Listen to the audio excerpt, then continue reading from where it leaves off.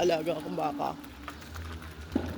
Ito nga pala yung routine ko ngayong araw. Actually, hindi naman ngayong araw. Araw-araw talaga. Kahit pagod na pagod, sige, arriba.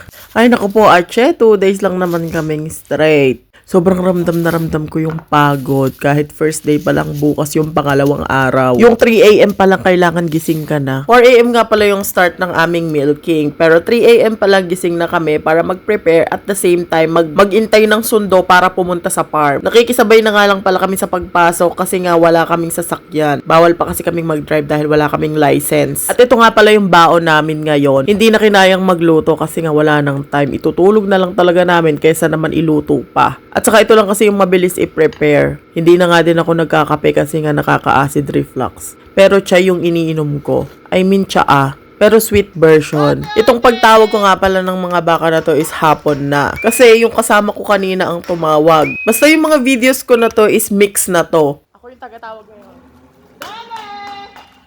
Every week nga pala, paiba-iba kami ng schedule. At kaya 2 days straight kami ngayon kasi nung nakaraan, day off kami. At itong week na darating na to is pang umaga na kami.